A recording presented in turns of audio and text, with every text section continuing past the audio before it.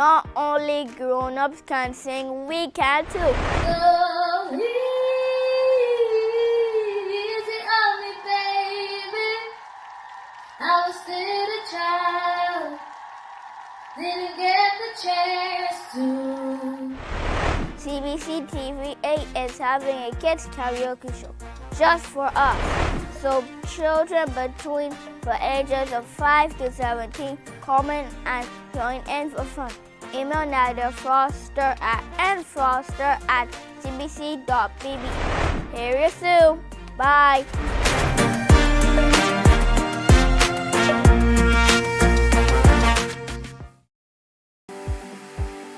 For the past 19 years, QFM has been sharing with you, learning from you, and together building a community for all mature audiences.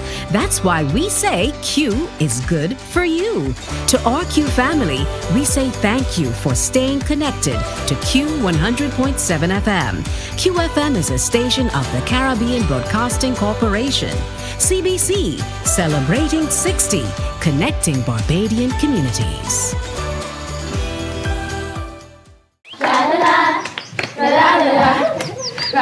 Are you a youth group, 4-H club, school, Cub Scout or Brownie Pack, or any organization or club with children ages 4 to 11 years? If yes is the answer, then we at Fun School, we're looking for you.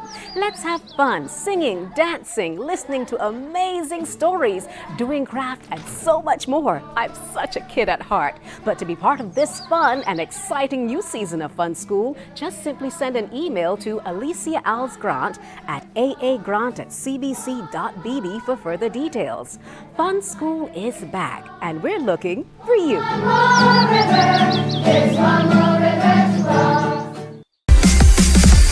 While you go about your business, we go about our business, and that is gathering the news. Stay up to date at CBC News Barbados on Facebook, Instagram, and Twitter. Get news update on radio throughout the day. And join us for the CBC News Night at 7 every night. CBC News team is on the job and bringing you the news. There is a saying, you can find a Bajan anywhere. Are you a Bajan living abroad? Or do you know of one who has migrated to another country? Well, we at Mornin Barbados would love to have you or them on our Bajan Afar segment. Share your amazing stories, experiences, and how you have adapted to a new culture. Send us an email to morninbarbados@cbc.bb, and together we will travel the world.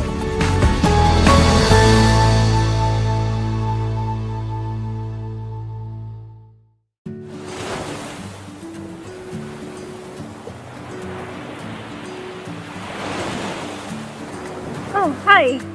My name is Stacia Whitaker, and I'm a registered dietitian nutritionist and a member of the Heart and Stroke Childhood Obesity Prevention Coalition. My motto is, when in doubt, leave it out, and it goes for when I'm eating, because sometimes things have ingredients that we're not sure of, and I like to keep it simple.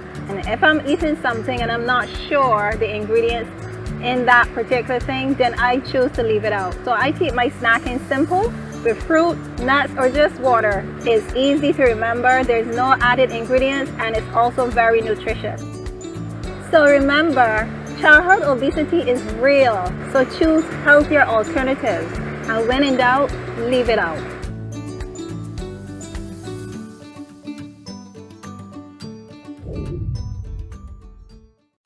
Enjoy movies, soaps, drama, comedy, inspiration, education, music, and more. You get it all when you get MCTV, because MCTV gives you more.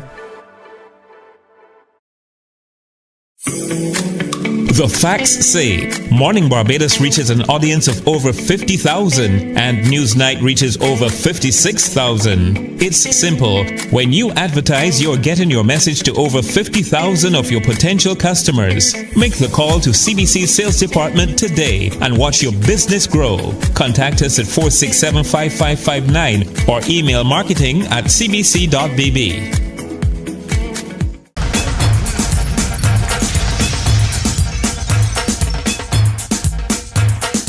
98 98.1 The One is more than a station. We don't just play music, we keep you company, cheer you up, keep you informed and entertained. We are a vibe. What do you mean? Every day we bring the party to you. We are your #1 party station. We love playing music for our listeners. And we're committed to working with our clients and advertisers to make sure that you get the attention that you deserve. 98.1 The One, celebrating 18 and still your #1 party station.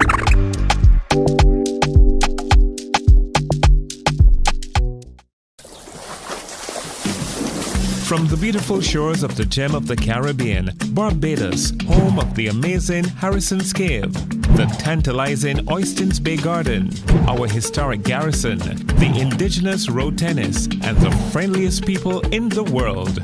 We are 94.7 FM, the ultimate Bajan experience. Hi, I'm Dr. Kia Lewis, General Practitioner and Healthy Lifestyle Advocate.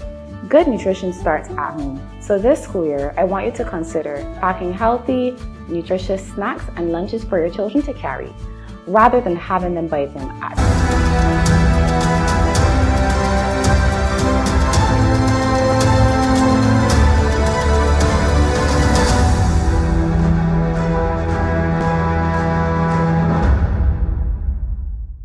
This is the CBC Morning Report for today, Monday, October 9th. I'm Tisha Hines. Good morning. In our top story, the delayed rate at which Barbadians received the information about last Monday's lightning storm is now the subject of a survey. The Barbados Meteorological Service has launched an online survey to get certain critical information related to how this news was accessed. Director of Meteorological Services Sabu Best, in an interview with the Morning Report, says they need to learn from all weather events, especially the significant ones. Monday was a significant one. We need to learn what happened with respect to the communication channels with the messaging that we were sent out. How did that message actually reach people, if it did? And how did it actually ripple through the population? We need to understand that. If we don't understand that now, if we don't try to gather what is fresh, is hot, in our memory is good, fresh in our minds, we need to look at what transpired, gather that data, look at it, rethink our way, how we work, not just from the meteorologist perspective, even the media and the public. Every single person needs to look at what really happened in terms of the dissemination process. How did we do as a country in terms of the communication? And once we can gather that data from everyone, we can look at it, synthesize it, and then come up with some really good ideas of how to improve what we do. Mr. Best says the Met Services are not the sole player in the process. It's media and public. We have to look at it. In order for us to make any kind of judgments or opinions, first you have to gather information from all corners. Now you ask how long we want to run it. I'll tell you, I have a crazy target. 150,000 responses would be fantastic. That's probably over ambitious, but I go big. 150,000. Let's get a really good sample for everyone. So urging everybody, please get that survey. It's on our website. We're sharing it with the media houses. Go on there and help us understand. We can learn from this, because what's really concerning, as we look at this, the results are coming in so far, what's concerning to us is if we are having a multi-hazard early warning system nationally, and there is an issue with this messaging rippling through, propagating through the population in a timely manner, what are we going to really be doing when there is a significant event, such as like a tsunami, which could just be a few minutes? That's really worrying to me, very. And so I think it's all of our responsibility. It really is, to complete this survey, to help us learn and to help us improve. Because in the end of the day, once we feed this into the multi-hazard early warning system, it will make it better. I'm sure of it, because then we have a holistic view, understanding of the communication process of our early warning system. The Met Services head explained what's involved in the early warning system. An early warning system, people say the system is just one thing. It's not. It's many components. And so let's look at from meteorological or hydrometeorological aspect of it, which is essentially the Met Office. And so, yes, we would trigger for the hazard at first, based upon our sensors, our models, etc. And so we break that down and transmit it through a communication layer. There are many layers to the multi-hazard early warning system, but I'll keep it really simple, okay? Hazard layer, communication layer, response layers, etc. Now, the main thing here, I think, is the communication component. There could be other issues along the way outside of the communication component that we could look at, but I really do believe the communication is at the heart of why this messaging is not reaching persons in a timely manner and why they're not reaching some people. And so we cannot have an effective early warning system if there's no communication. Now, because we talk about early warning system, people think it's just, oh, you press this button and messages should reach every single person. No. So when we disseminate our warnings from here, it's a one button click that hits our websites, hits CAP, hits our Insight app, and then we do a dissemination to the media as well, which obviously that takes time. And it takes time. So an alert issued at 9:40 in the morning, we understand it takes time to ripple through the population. But we need to measure that time, how long it takes, and what medium you're using.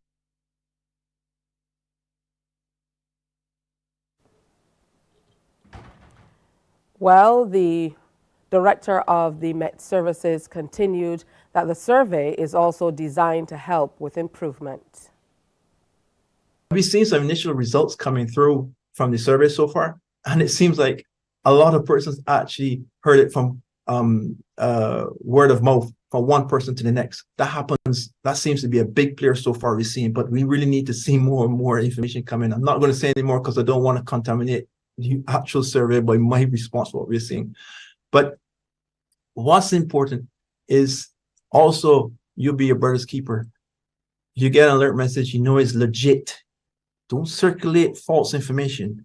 You get legit information through the official source applications, or through the government information service especially, and then through the media houses and the Department of Emergency Management, of course.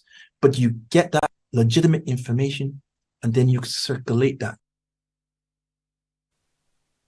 CBC Morning Report, ExxonMobil doesn't seem to be interested in buying Guyana's carbon credits.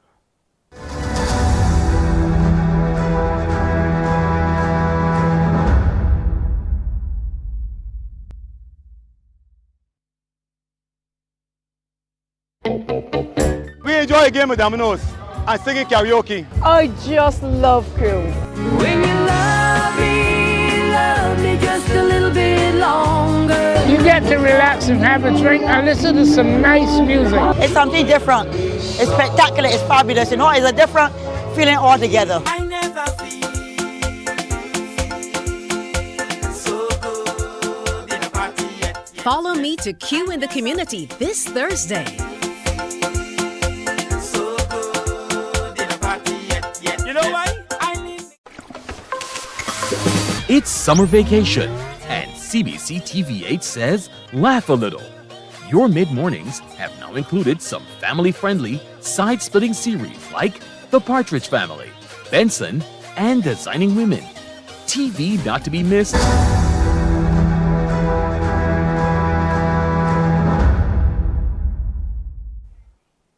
ExxonMobil, the operator at the prolific Starbrick block offshore Guyana, is not currently interested in purchasing Guyana's carbon credits, but plans to invest in other measures that will help offset its emissions.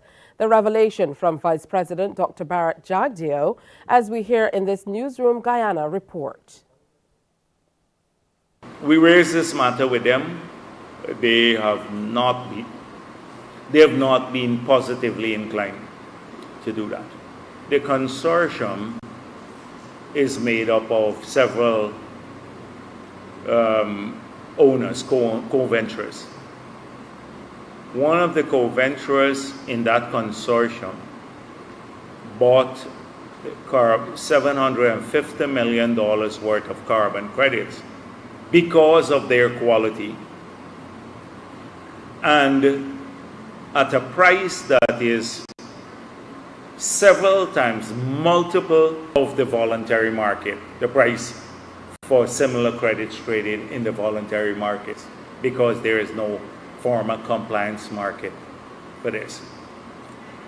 So if you extend that, every business or every person has their own business model. Exxon says they're investing in carbon capture and storage, and therefore that's their contribution to the fight against climate change.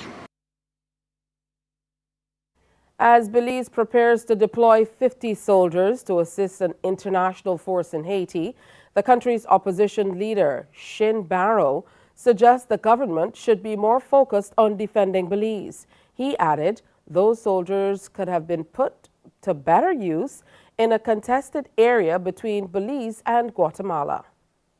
So when it comes to sending BDF soldiers to Haiti, if we need to take care of Belize, we need to fix the gang problem in Belize before we can venture to Haiti. But I do understand that we are part of CARICOM, and it is something that needs to be considered, but I would ask the government to consider fixing the gang problem here in Belize before they could try to put our soldiers at harm's way in Haiti.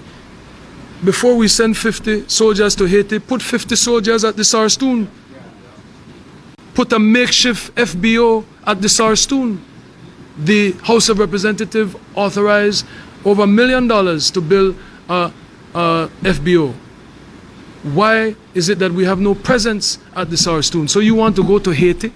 Meanwhile, at the Sarstoon, the Guatemalan armed forces are taking our flags on 10th of September. The Guatemalan armed forces are harassing and intimidating our Belizean women, men, and children. But you want to go to Haiti? Upgraded facilities and systems for the criminal and family courts in Trinidad and Tobago will soon be a reality. Confirmation came from Chief Justice Ivor Archie as judges and other members of the legal fraternity welcomed the opening of the 2023-24 law term. TTT has more on that report. Away from their usual venues of the Trinity Cathedral and the Hall of Justice in Port of Spain, the country's legal fraternity participated in their first ceremonial opening of the law term since 2019. As he presided over the event held at the National Academy for the Performing Arts, Chief Justice Ivor Archie shares on the coming upgrades to the country's court system. In the pipeline are more and upgraded courts for criminal and family matters. The upgrade and repurposing of the different courts, different locations may now focus on different types of matters. Apologizing for the lack of court facilities in San Fernando, the head of this country's local judiciary says this matter will be addressed soon.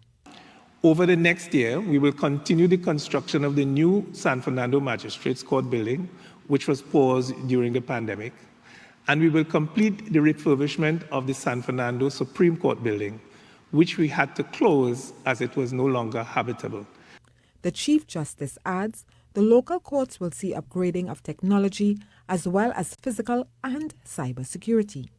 We're upgrading technology, and we're also upgrading our physical and cyber security. Now, obviously, all of this will require restructuring and realignment of staff. How we propose to do this is by using a phased approach in which no one will lose their job. Upskilling and redeployment will ensure that all who want to remain will be accommodated. As part of the ceremonial opening, Chief Justice Archie inspected a parade mounted by the TNT Defense Force and took the salute.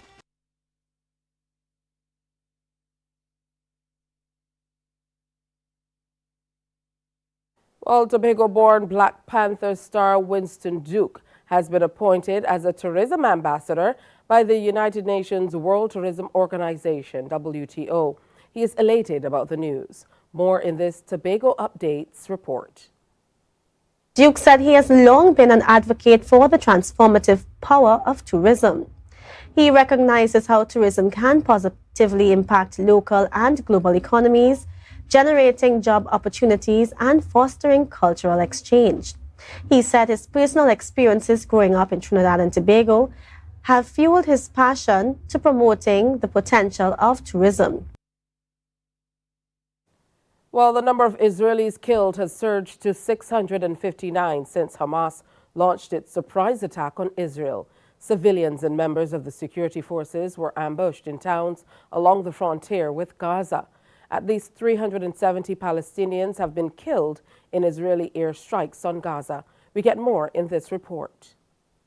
Some of the chants in the protest here that has been walking in the streets of Ramallah are calling for national unity, for Palestinian factions to reunite and launch more attacks against Israeli targets. We're hearing Palestinians here also praising Hamas, saying that Israel only understands the language of force. People here were telling me that they feel that they've been left alone by the world and that they only have themselves to rely on if they were looking to free themselves from the continuous decades-long Israeli military occupation. All in all, in the occupied West Bank, we've seen Palestinians observe a general strike where businesses have shut down, and people are still worried about their people and families and friends in the besieged Gaza Strip, afraid of the Israeli retaliation. But some of them were telling me that Israel already has been bombarding Palestinians in the besieged Gaza Strip.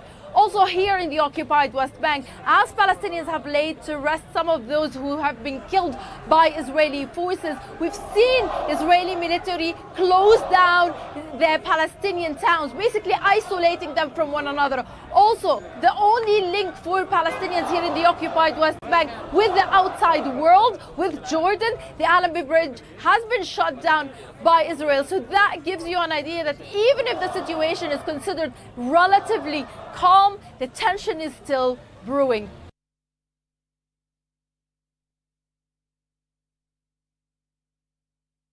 Elections in Germany's largest state are being seen as a test of where Europe's largest economy is heading.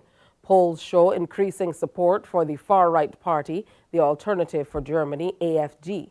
Traditionally, the party is stronger in the east of the country. But with migration dominating this election campaign, the anti-migration party is gaining support in the west as well. To these protesters, it's clear what the Alternative for Germany party stands for. Nazis, get out, they shout. On the other side of the fence, leaders of the AfD are campaigning for parliament seats in Bavaria. Our most important point is that we want to stop migration. We want pushback centres at Germany's borders, and we want to stop giving cash money to refugees and reject all illegal immigrants. Polls show the AfD could become the second largest party in Bavaria.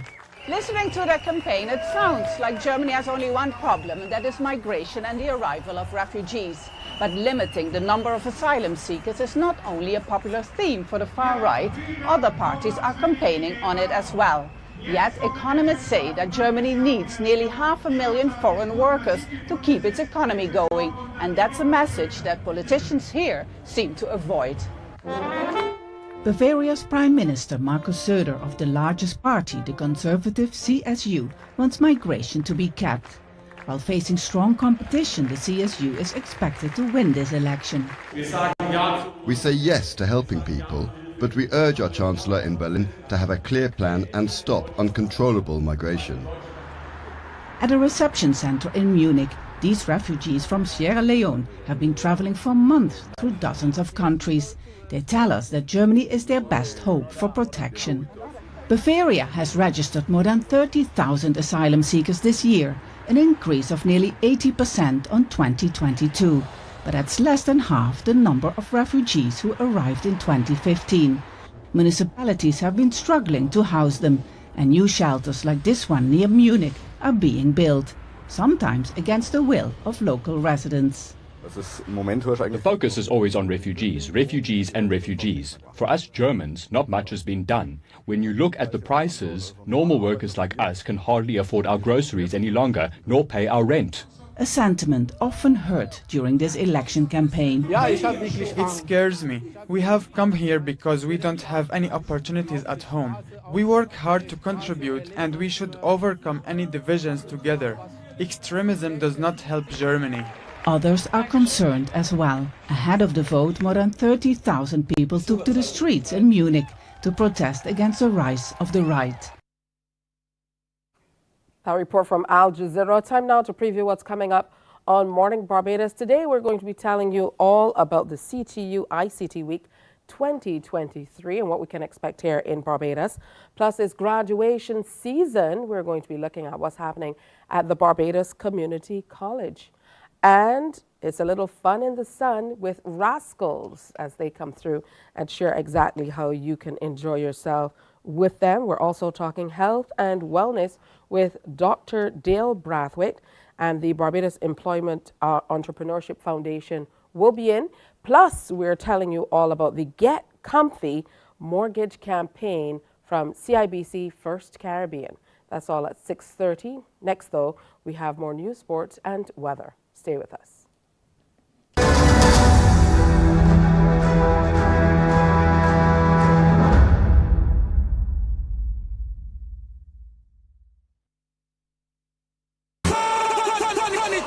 It's Match Day Live from the 246 with host Damian Best.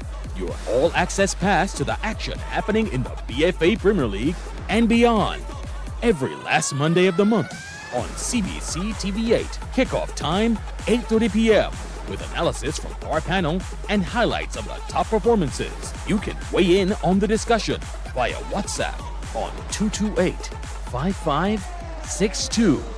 It's Match Day Live from the 246. Don't you miss it. My friend, you don't plan to get it. Oh, Barbados. Hey, I'm KB Clean. Join me 6 a.m. until 10 a.m. right here at 94.7.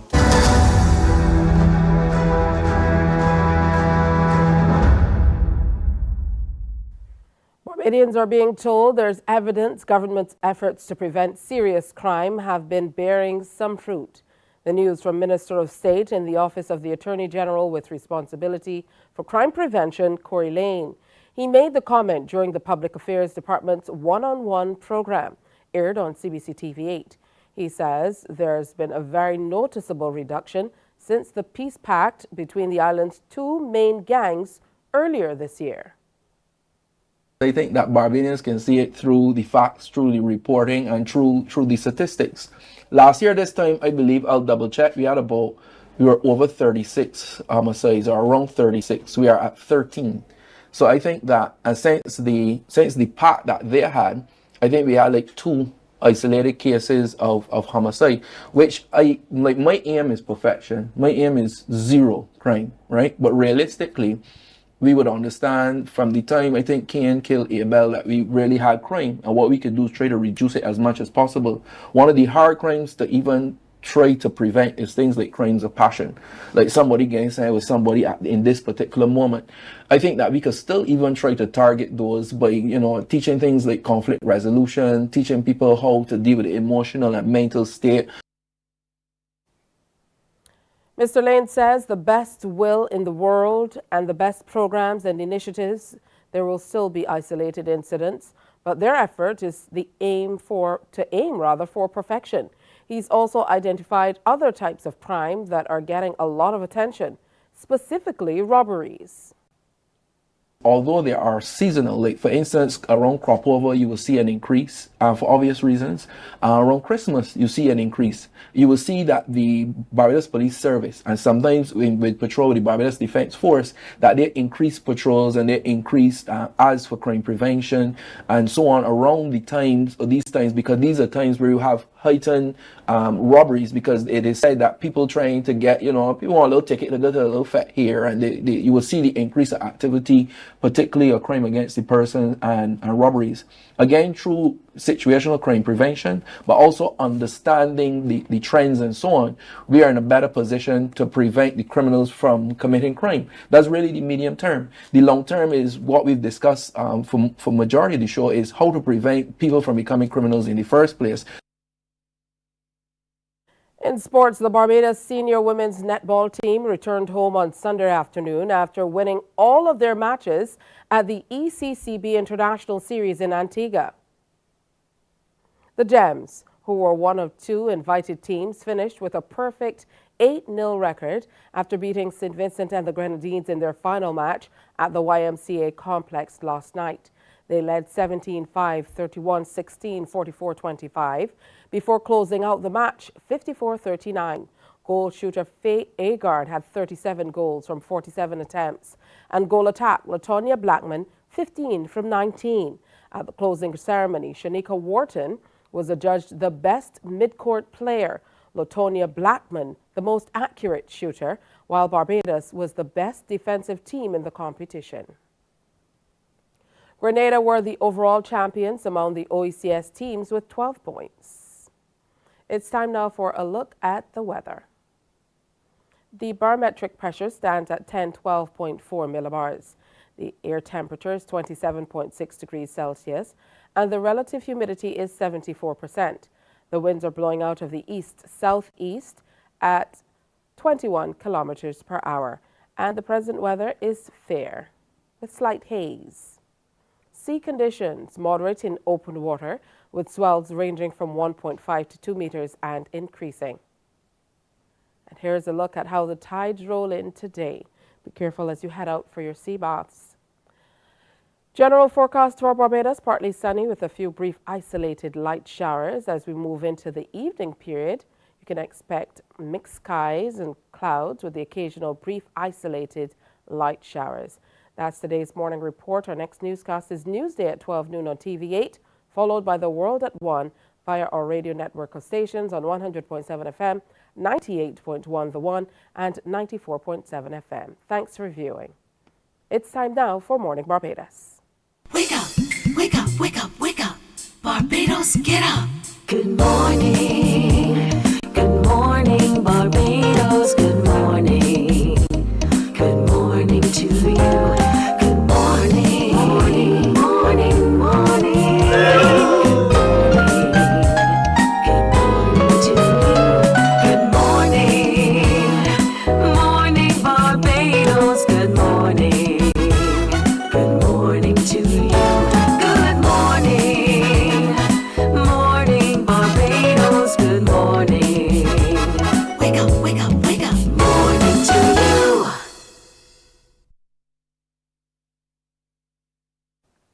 Good morning indeed. It is Monday, October 9th. Welcome to another Morning Barbados presentation. So good to have you in company on this great Monday. I hope you had a good weekend. If you needed rest, I hope you got some rest. If it was a little bit of action you needed, I hope you got out and got some action like the action man. You know how it goes. So we're going to have a good day today on Morning Barbados. We're hoping that you can stick around. We'll be with you until 8 o'clock or so. I know how it is sometimes on Monday, kind of getting back into things, taking the children out to school, heading off to work, whatever you have going on this morning. I hope that you're able to get up and out in a good time so that you're not stressed today. So we have a good show planned for you. There's lots coming up here on Morning Barbados. But we want to start with something that a lot of us hold close to our hearts. We're talking about mortgages. That's right. It's the dream of many, many Barbadians to own a piece of the rock. Now, if that's your dream, CIBC First Caribbean, they are working hard to make it a possibility for you and your family to be able to own a piece of the rock. Whatever that means for you, they are there to help you with this amazing promotion that's been going on for the last few weeks. And it continues through to October 31st. So they started around the end of August. So you have to make sure that you getting with the time, and of course, be a part of it. So joining us this morning on Morning Barbados, we have Rico Griffith and Kyle Aline. Good morning to you, gentlemen. Good morning, Tisha. Good All morning, right, so Barbados. good to have you both with us. I'm going to start with you, Rico. Tell us a little bit about this Get Comfy loan. And I absolutely love the name because, I mean, it says everything. What's in the name? Well, it's time to get comfy. Relax in your new home with affordable financing from CIBC First Caribbean. Not only will you enjoy the comfort of your own space, but you also get to enjoy the comfort of savings, which puts some cash back in your hands. So if you have seen a property for sale which suits your lifestyle, or if you have plans to build a home according to your specifications, now is the time to do so. All right, Kyle, why do you think this particular promotion kind of sets everything apart from, you know, what you're offering? What are some of the high points of this particular Get Comfy mortgage campaign? Your mic is muted, Kyle. I think we have Can you it hear now. me now? There Yes. we go. Yes. Good morning. Sorry for that. morning. Right. So as Rico would alluded to earlier, you know, we talked about the benefits, and really there's some savings coming along with this campaign right now. So we're talking about the application fees. We have savings there up to $2,000. We have also the insurance aspect of it. We're saving $1,000 Barbados off of the insurance as well, and then also valuation fees. Oh, that's amazing. Now, for someone, Rico, who, you know, they might have a piece of property to, you know, go into a little scenario for you. They might have a little property from the family, and they're thinking, I'd like to build on this. So they already own it. You know, what do they do? What's the first step to be able to capitalize on this promotion?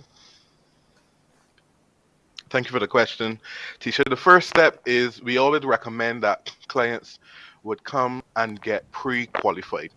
Now, how do you get pre-qualified? We look at your current income and we assess that against what current credit obligations that you have at the moment, and living expenses, etc. And we work to see, based on this income, how much can you qualify for to build this property.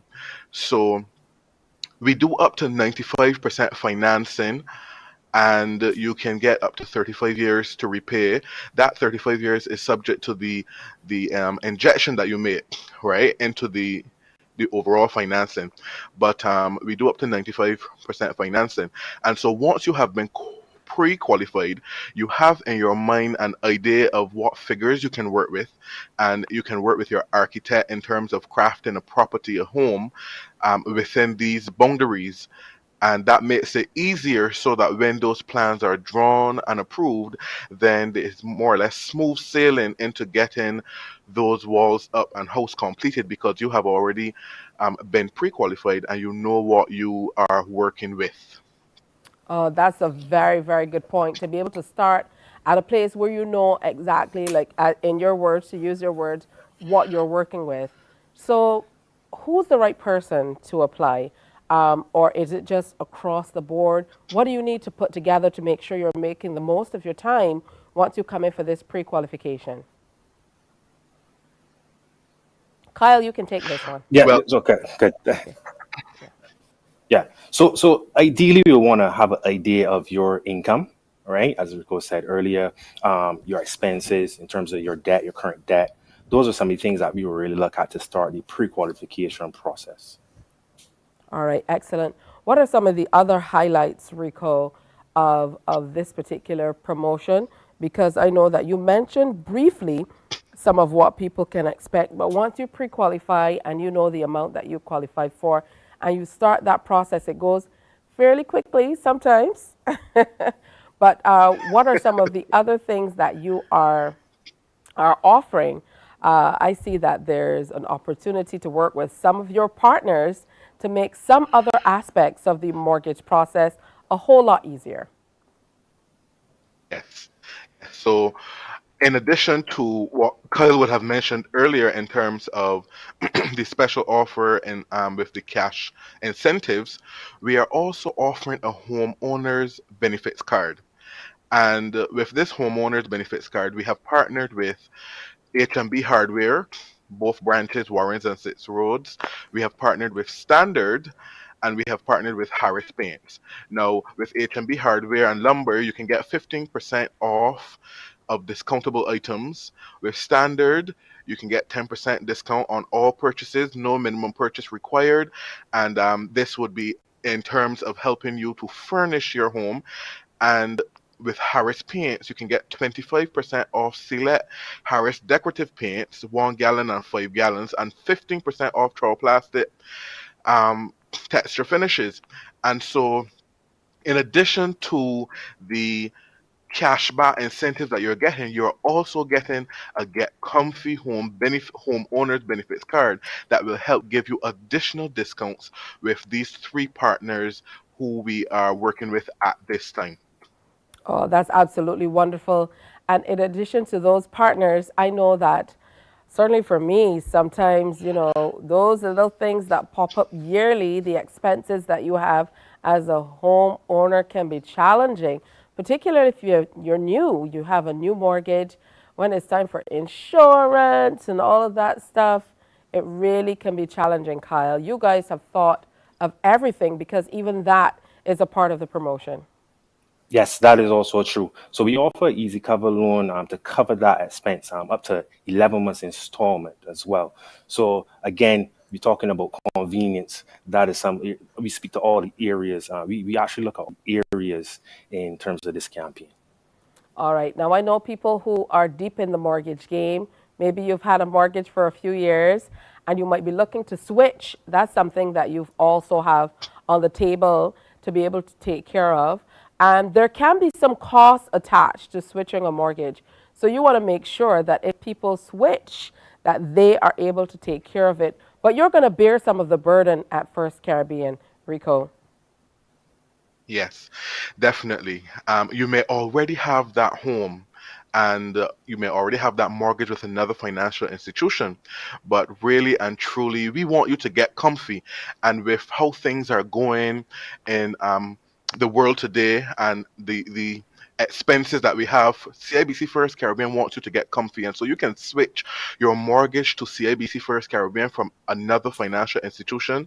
And as you mentioned, Tisha, there are costs associated with that, but we are willing to cover up to 20,000 Barbados dollars in those switching costs.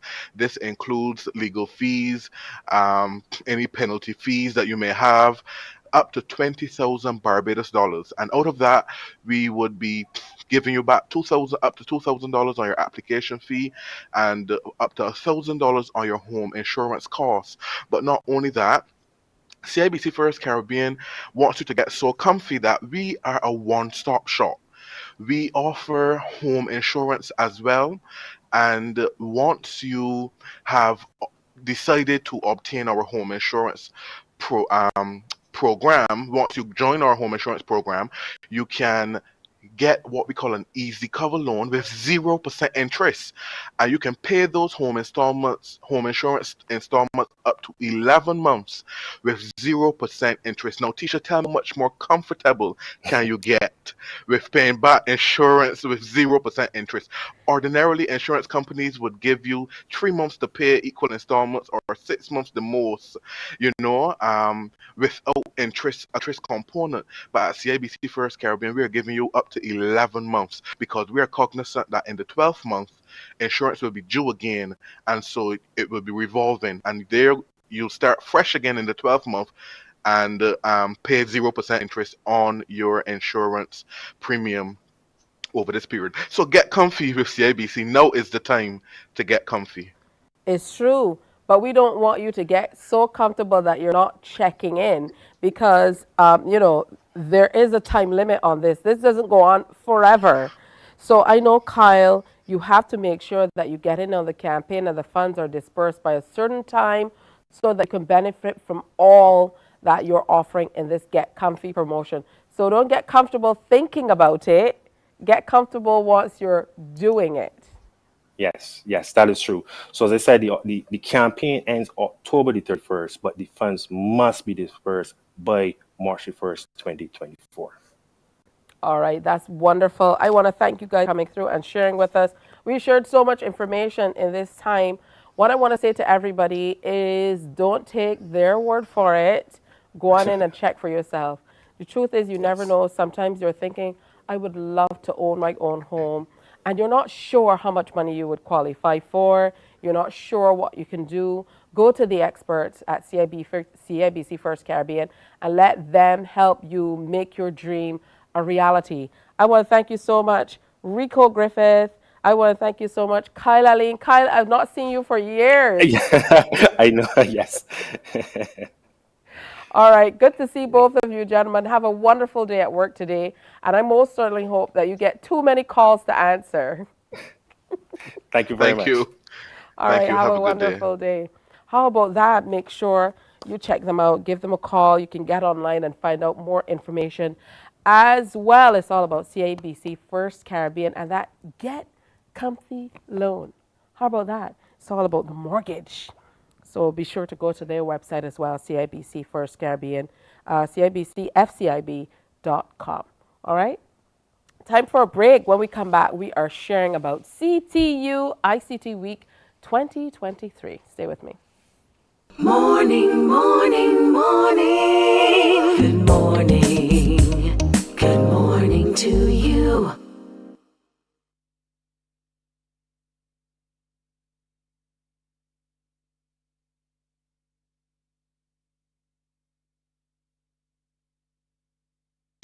My friend, you don't plan to get it?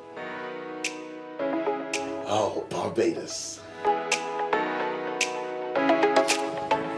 Hey, I'm KB Clean. Join me 6 a.m. until 10 a.m. right here at 94.7, the best and ultimate Bajan experience. My show is called Bajan to the Bone. Don't miss it, Bajan to the Bone. Weekdays right here and only here on 94.7.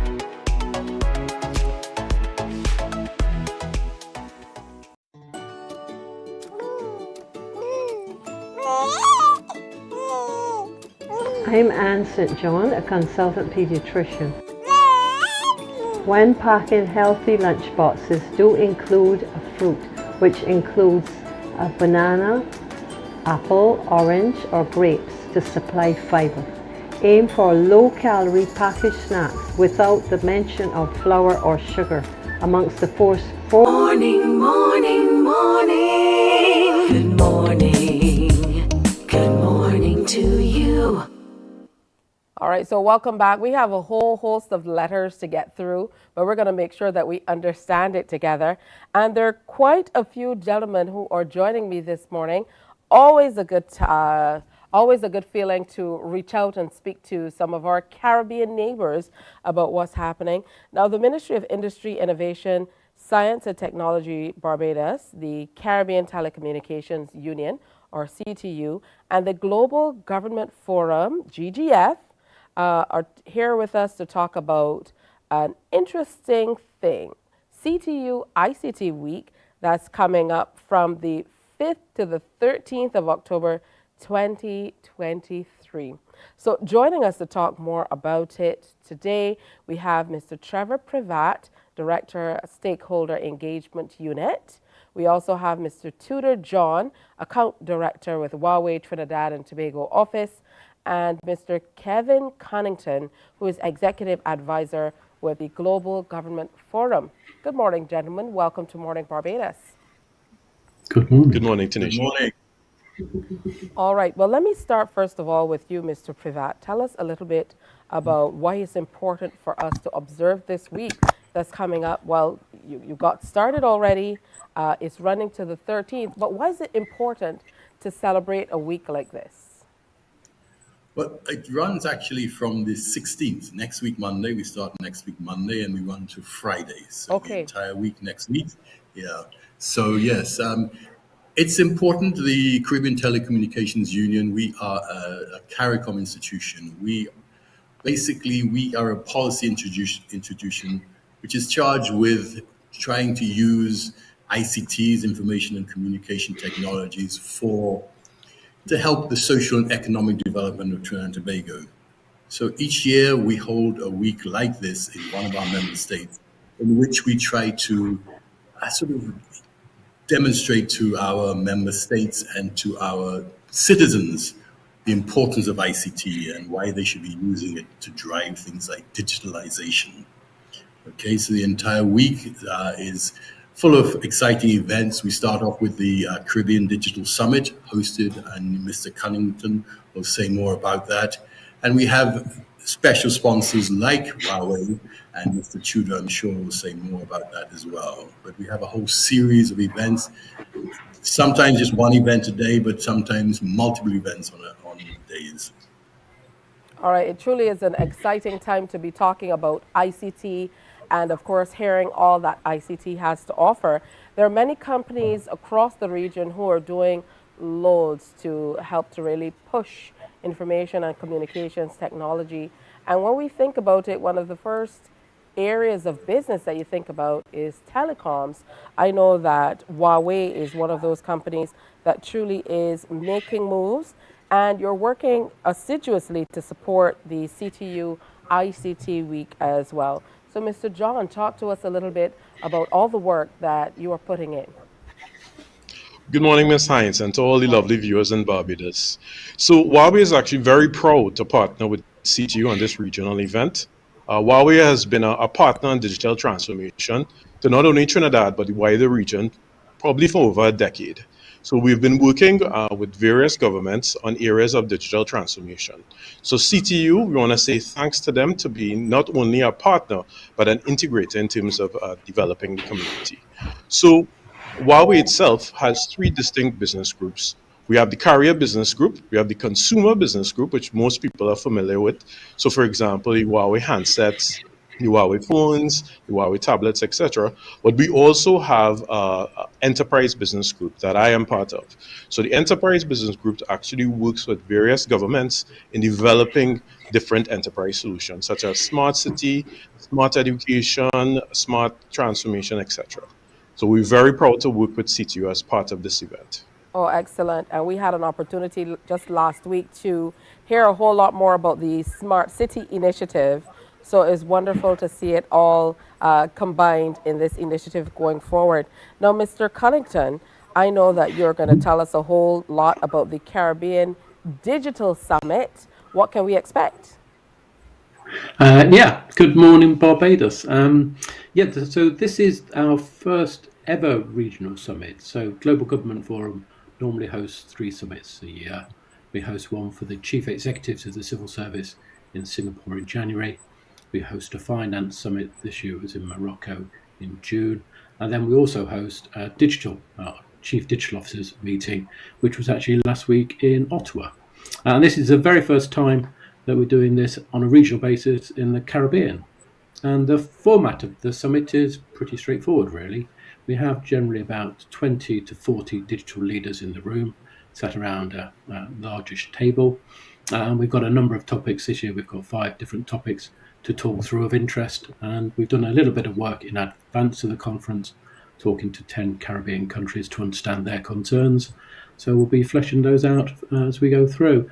And that will all culminate in us writing a report early next year, highlighting what the issues are and what we think best practice comprises. All right, excellent. Mr. Privat, I know that there are quite a few activities, and you hinted that there are many activities as a part of the week of events. So let's get into that a little bit more. Can you tell us about some of the other activities that we can expect throughout the week? I believe you said it runs from the 16th through to the 20th or so, or did you say the 19th? No, to the 20th, actually, to the 20th. Of course, I've now gone and lost my week at a glance, which was here on my other screen here. Okay, basically we start at midday on the 16th, and that will be a formal opening for CTU ICT Week in collaboration, obviously, with the government of Barbados and the Global Government Forum that Mr. Cunnington represents. That day goes for the rest of the day, and then also on Tuesday. Also on Tuesday, we have the CTU is having the first Caribbean Youth Network meeting. What we're hoping to do there is to generate a whole network of youth in the Caribbean to get them interested in ICT. And this is so we're launching this for the first time. We're going to be sort of electing people to positions in that grouping. And so we're very excited to start off that because obviously the youth are the future. Then we move to Wednesday. Wednesday, we have what's known as our statutory meeting, the governance meetings of the CTU. We first, in the morning, we have what's called our executive council. The council is made up of permanent secretaries, chief technical officers from various ministries. The CTU has 20 member states throughout the Caribbean. And John mentioned 10, he's hoping we would have 10 member states, but I think we're hoping for more. We've been doing very well recently, and I'm hoping we'll have at least 15 member states in the room. And so the Executive Council meets first. They're charged with sort of guiding the Secretariat, of which I'm a part, and they make, from there, they make recommendations to the General Conference of Ministers. That meeting takes place in the afternoon. The General Conference of Ministers, Ministers of ICT, throughout the Caribbean. Of course, Barbados is a founding member of the Caribbean Telecommunications Union. And so they are charged with setting the policy direction, and they give us our mandate. Okay, we then move on to Thursday, which is our ICT Strategic Ministerial. That's a capacity building event. What we try to do is, in particular for our ministers, who are obviously all very busy people, we try to bring them up to speed on what are the cutting edge things like AI, things like infrastructure resilience, these sort of cutting edge things. We then move to Friday, and Friday is a particularly busy day in which we have, firstly, we have the Barbados Youth Forum. Now, this is a forum being hosted by the Ministry of Industry, Innovation and Science and Technology, the ministry responsible for ICT in Barbados. They're hosting this youth forum, doing nationally what we're trying to do on the Tuesday morning for youth throughout the Caribbean. Okay, so there's a very exciting program that the ministry has put together, and we're hoping a lot of youth will come out to the 3 Ws at the Oval on Friday. Most of our events take place at Accra Beach. We then, but the Barbados Youth Forum is going to take place at the 3 Ws at the Oval. And then finally, and not but least, the CTU believes in inclusivity. We want to include everybody in ICT. And I think if you think that ICT is important for, let's say, the regular person, they're even more important for people with disabilities. So the CTU has since 2013, so that's 10 years now, we've been running what's called ICT for PWD workshops. We run 3 different workshops, one for the blind, one for the deaf, and then also since last year we innovated and we included a workshop on mobility for people with mobility challenges, because there are a whole series of devices that people can use that can help them overcome their disabilities. So it's going to be, we believe, a very exciting week. We're very pleased with the way things are going. We're getting great, we're doing cooperating very well with everybody. Everybody's coming together to make sure that everybody has a fantastic week. I know it certainly is an exciting time to be talking about ICT. I'm really happy to see that we're involving young people so much in this entire week of activities, and it truly would take us an entire program to delve into all that you're doing and all that we can expect during this week. It certainly seems like a packed calendar of events, but with all happening with ICT, I know exactly why it's important to kind of delve into everything. So I want to thank you so much, Mr. Pravat, Mr. Tudor John, and Mr. Kevin Cunningham. I most certainly will save these contact numbers, emails, because we definitely will have to check in with you throughout the week to find out more about what's happening behind the scenes. Thank you, gentlemen, so much. Thank you. Bye-bye. Thank you for having us. Thank you. Absolutely. So that's coming up next week, CTU ICT Week 2023.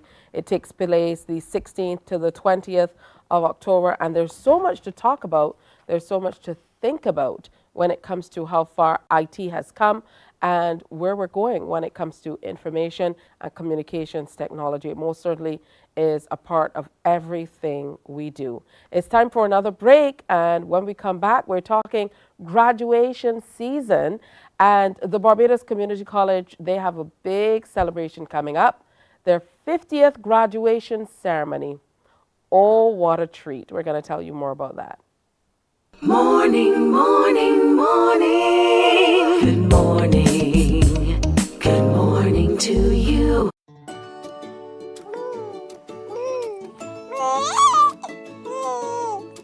I'm Anne St. John, a consultant pediatrician. When packing healthy lunch boxes, do include a fruit, which includes a banana, apple, orange, or grapes to supply fiber. Aim for low-calorie packaged snacks without the mention of flour or sugar amongst the four ingredients on the back label. 1 in 3 children in Barbados is affected by overweight or obesity.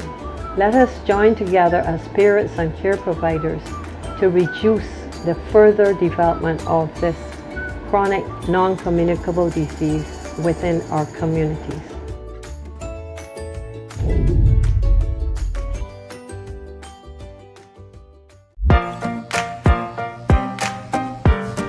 Hey, not only grown-ups can sing, we can too. Go easy on me, baby. I was still a child, didn't get the chance to. CBC TV8 is having a kids karaoke show just for us. So Good morning, morning. Good morning. Good morning to you. It's 7 o'clock in Barbados and across the Eastern Caribbean. It's time for us to talk about the Barbados Community College is graduation season. You know what that means. Everybody's getting ready. One time it used to mean white dresses. I'm not sure if people are going with white dresses now. And for graduations, we used to dress up. You had to get a hot dress or a whole suit. Shoes. Listen, let me welcome Dr. Caroline Woodruff Holder, Assistant Registrar, Student Affairs of the Barbados Community College. Welcome back. It's always so wonderful to see you. Thank you so much. And the last time you were here, we were talking about those entering the college. Now we're talking about those who are transitioning out. Yes, we are. So congratulations, first of all, on staging the 50th graduation ceremony held by the college. Talk to me about how momentous this is and what it means to everyone at the BCC. Well, reaching 50 for anything is an amazing achievement. And this year, we thought it would be fitting to celebrate in a major way. So one of the attractions we're going to have for graduates will be a 360 booth. We're looking at the future, and this is what is happening now. So graduates will have the opportunity to take their special videos and photos and post them wherever they like. But apart from that, we want our graduates to be wowed by our musical department. And as usual, you know, we have a fantastic music department, and they will have special entertainment for this year as well. Oh, that's truly exciting.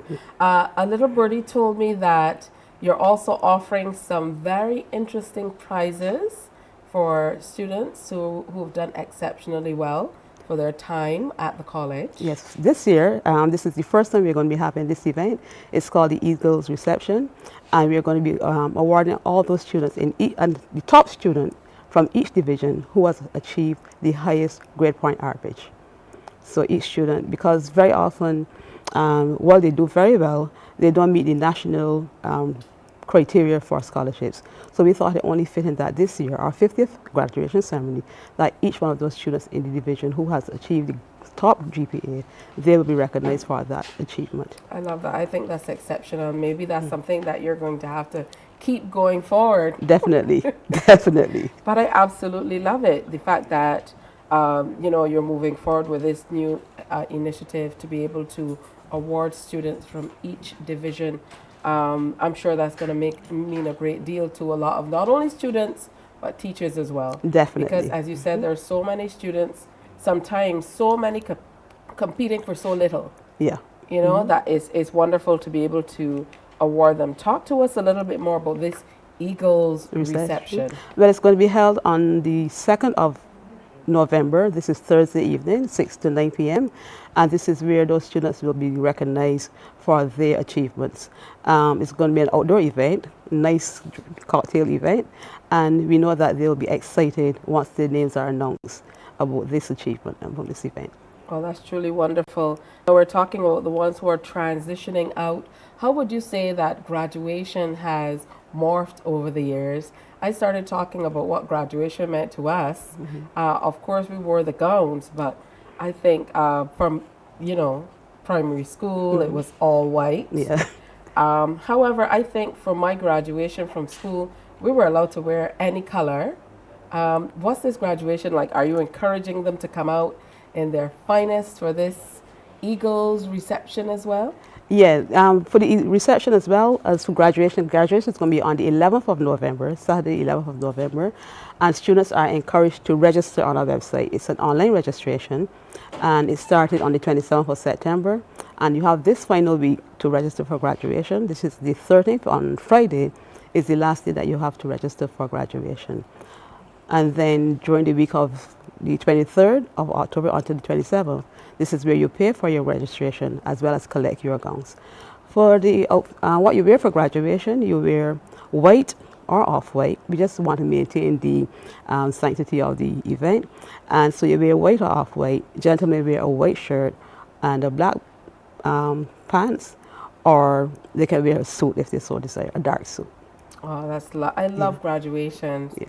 I love graduation season, and I know nobody's into lace and stuff these days, but hey, you know, that kind of dates some of us when you want satin and all that kind of stuff. Yeah. I remember people used to dress up really bad for weddings and stuff, or good, as the case may be.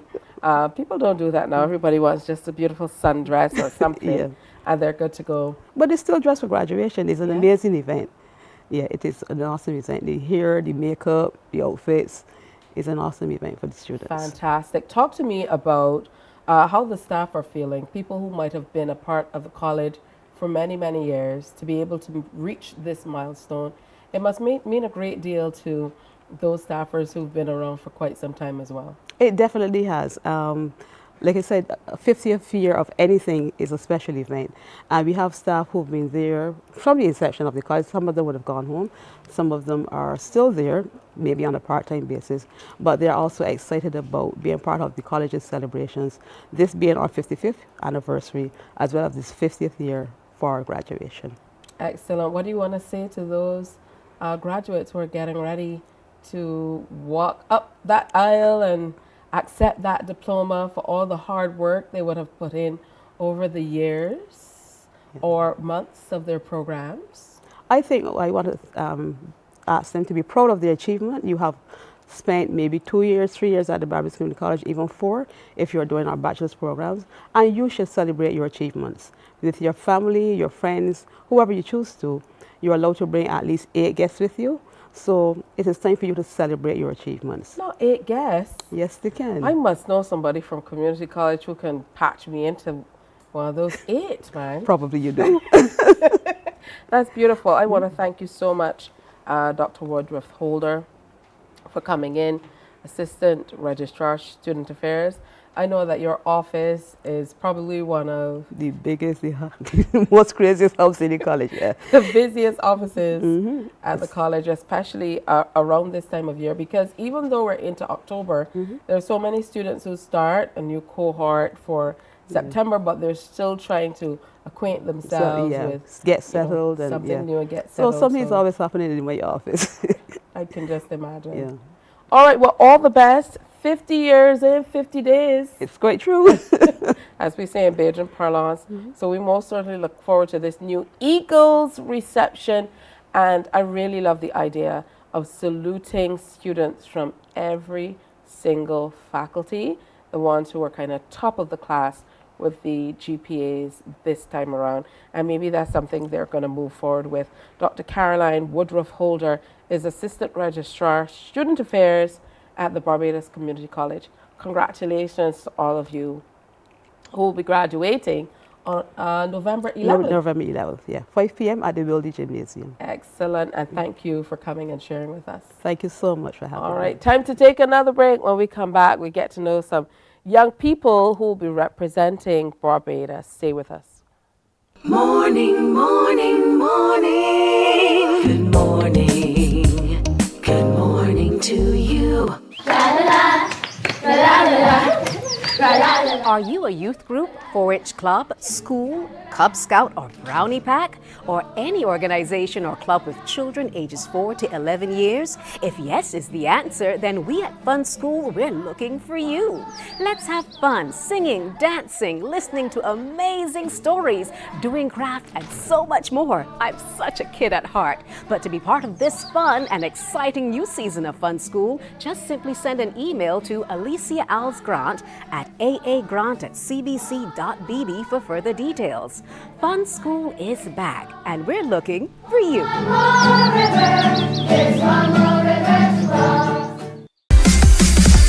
While you go about your business, we go about our business, and that is gathering the news. Stay up to date at CBC News Barbados on Facebook, Instagram, and Twitter. Get news update on radio throughout the day, and join us for the CBC News. Morning, morning. Good morning. Good morning to you. Hey, it's already 9 minutes after 7 o'clock. They say time flies when you're having fun, right? And we truly are having fun on Morning Barbados today. Always good to have some people coming through and sharing with me. Post-COVID, everybody wanted to stay home and look at a screen. I'm happy people are coming back in studio. Ariana Kwan-Kep is here with me, as well as Rika Brathwaite, and they are both a part of the 2022 winners of the $20 challenge. Mr. Wesley Moore is going to tell us more about that. He is leadership team with the ambassador liaison with the Barbados Entrepreneurship Foundation. Yes. Did I get it right? You did. All right, so it was a mouthful. But good to have all of you with us. Hi, thank you. Thank you, thank you. All right, so take us back to the early days of the $20 challenge. Mr. Moore, tell us more. Well, unfortunately, I wasn't there for those early days, but the $20 challenge was started back in 2011 by a group of really phenomenal persons who are directors now of the BEF. Persons like Mrs. Celeste Foster, Miss Dr. Janine Coma, and others who thought that there was a need to help young persons between the ages of 12 and 19 to garner some more knowledge about entrepreneurship and financial management and stuff. And they came up with the $20 challenge. And I guess when persons hear $20 for starting a new business, they think that it's pretty much impossible. But it has shown that since 2011, from this now being the 10th iteration of the program, that young persons can come up with businesses from $20, and they have gone on to actually have successful businesses, some of them. All right, so these two are smiling like Cheshire cats because they are 2022 winners. So congratulations, first of all. Thank you. I'm going to start with you, Rika. Tell me, what it was like to come up with a concept for this $20 challenge, because I would imagine you have to go into, that repository of information to figure out, okay, what am I going to do to make this work?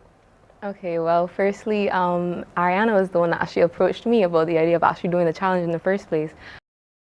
And then she came to me and she was like, what if we sold waffles? So we were like, at first I was like, puzzled, how are we going to sell waffles? But then we actually thought through it, and we try to innovate it as well, because as part of being an entrepreneur, you have to try to innovate your product. So when she came to me, at first I was like, waffles, selling waffles. So then we just continued, and we just continued to, sorry, I'm blanking right now, but that's okay. That's why Ariana, just the nerves, that's why you girls are a team. But I'm forgetting my own business. But anyways, so right, as I was saying, she came to me with the concept, and I was a little hesitant at first, but then as she convinced me, and I was actually the benefits, because we're actually entrepreneurship students, and we actually got to put those concepts into practice as well. So, yeah, anything you want to say? Take over, Ariana. Okay, so I think the $20 challenge is an amazing experience for all students, but especially for us because, well, we all do business subjects. I do accounting, management of business, and entrepreneurship. So business is just on my mind constantly. Even when we're doing the challenge, you can see what us doing the challenge, and then in the classroom, it's like we're learning concepts, and I'm like, oh, we can do that with our business. And then sometimes it's like, we did that with our business, so it's helping with our exams as well as with our business. So I liked how the $20 challenge helps us do that. Don't think that you're going to hop and skip away from, you know, what Rika just told us about. She said that you came with this concept to sell waffles. I want to hear. Let's go to the beginning. You know, once you heard about the $20 challenge, most likely one of the parents told you about it or a teacher. Well, Mr. Morgan, our entrepreneurship teacher, he's the one who would have been like our faculty advisor. So the word was being spread around the school, and he's also our teacher, so we would have heard about it as well. But my friend, the business is a group of 4, and our friend Naraya, she was the one who told me about the challenge. She was like, Ariana, do you want to do the challenge? And I was like, $20, what are you going to do? Exactly. But then I thought more about it because I've always wanted to do business, and as a child I liked to play this game, Papa's Pancakeria, and I found out they all actually knew about the game. Yeah, we all But you sell waffles in the game, and it's a whole ordering, grilling, and topping station. So I was like, we can do that. And also we had experience, we've seen it done at school before because when we came into First Form, there was Waffle Wednesday at school. The graduating class would have been selling waffles, but it was in the morning. And we thought, I thought we could do that. Like, I love waffles. Who doesn't like waffles? So I thought we could do that, and we could do it like the game to make it highly customizable. And we have 4 people to do it. The game is just you doing everything, but I was like, I have 3 friends, so let's do it. All right, good stuff. And here you are. Waffle Wednesday certainly took off. So I know we're getting ready for a next cycle in 2023. Sure. Let's talk about that. So already we have 14 schools who have already registered some students. BCC being the tertiary school, along with a couple of private schools and then some public schools. As I said, it's between the ages of 12 to 19 years old. So, you know, registration closes on October the 31st. So there's still, you know, some time for some other groups to register. It's open to individual persons. However, you know, we like to say it's best to work together as a group. You find that when you have partnerships going, that each partner tends to pull along the other one. So, you know, there's still time for persons to come on board. We have the market day, which will be at Sky Mall on November the 18th, and we want to encourage everyone to come out and support these businesses. Even if you don't want to purchase anything from the businesses, you know, come and engage the young persons, because that engagement actually helps to build them and let them know that they can express themselves and their businesses better. So we just want to tell everybody, just mark calendars November the 18th, come on down to Sky Mall so that you can meet some of these businesses and you know, sample some of the products and see some of the innovation that these young people come up with. Mr. Moore, you said even if you don't want to buy anything, but how do you know? Well, I mean, you might get there and smell these waffles and then you're not sure you want to get something. So, Rika, talk to me about how you guys felt. Bring me to the place where you got the announcement that you were in winner's circle. Okay, so we actually didn't know. They kept it from us. They kept it from us until like the final ceremony, and we just knew that we were in top 10 with the rest of the competitors. So when we arrived, it was kind of suspicious because we were at the front. So we're just like, did we win or did we not? But we were confident in ourselves because our presentation, we practiced like all night. Ariana had us up until like 12 the night before, like rehearsing, making sure that we have everything to a T. So I was even telling Ariana, I was like, I feel like we won, you know, because after that presentation, I just felt so confident. So when we went to the awards ceremony and they were like building up and we were the last ones to actually like be announced, I was like, did we? And I actually, they kept it a secret from us, but we were confident. I kept reminding them, like, Rika knew. What about you, Ariana? I was nervous. I feel like constantly. Well, you were obviously the one who, you know, is the driver behind the group with the finger out saying, we need to get this done. Yeah, but when they had videos playing of, we did an interview before and after the presentation, and they were playing them in order, and I was like, when's our video? When's our Right, video? so we just were on the edge of our seats, you know, waiting. And then when Celeste was going to call the winners, the top 3, because those had been business sector awards, and the winner, she was like, in no particular order, but it was the particular order. Yeah, so we were very excited, and I just had a good feeling about it. So when she announced our names, I just was like it was confirmed finally, but it was a great experience overall. Excellent. What advice would you give to any students who are looking to be a part of it? Well, we've heard 14 schools are lining up. And I'm sure they'll want to snatch it away from college this time around. You know what? College win. Well, I mean, not say we, because I would get in some trouble when I get home. But people might want to, see other schools make it. What advice would you give to them? Oh, okay. So I think you definitely need patience for sure, especially when working with a team because you have conflicting personalities. But definitely patience. You need resilience because the challenge is 6 months and we didn't start from the top. We actually, on market day that he was talking about, we didn't even place in the top 10. I was freaking out. I was like, guys, what are we gonna do? Well, we were specially mentioned though. They didn't forget about us. But yeah, I agree with Ariana, and I also say communication. If you're working with a team, I'd say I actually did enjoy working with a team because juggling the challenge of Cape as well. Like, it was very hard, so like having like some people to fall back on, because sometimes it may be hard to run a business on your own. So like having like Ariana to like keep me in place or keep me like structured, or having like the stability for at school and organizing. So I'd say if you're working with a team, communication is key, but also you can also work by yourself, and that's okay. I love to see entrepreneurs working myself and like grinding. Like when we go to like the Sky Mall pop-up shop and like Claw pop-up shop where we also sold, like I love to see like all the different entrepreneurs like working by themselves and stuff.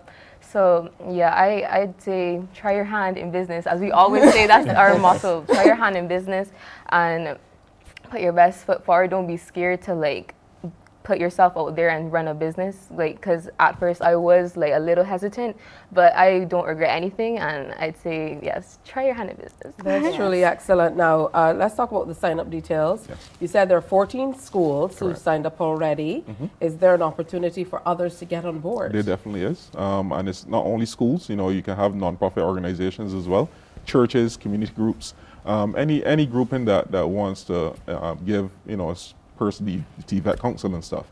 So any group that wants to have young persons exposed to entrepreneurship or financial management, they go through a lot of workshop training in terms of communication skills and even dealing with the media and stuff like that. So it's an opportunity for young persons from any part of society to be able to come and learn some skills business-wise, and also be able to actually start a business. When's the deadline? The 31st of October will be the deadline for registration. All right, we still have a little time. We still have a How little does time. it work? Because in my head, I'm thinking you're going around saying $20 for you, $20 for you. How does it work? So thankfully for us, Scotiabank has been the title sponsor now for the past 5 years. They've been associated with the challenge for the past 7 years.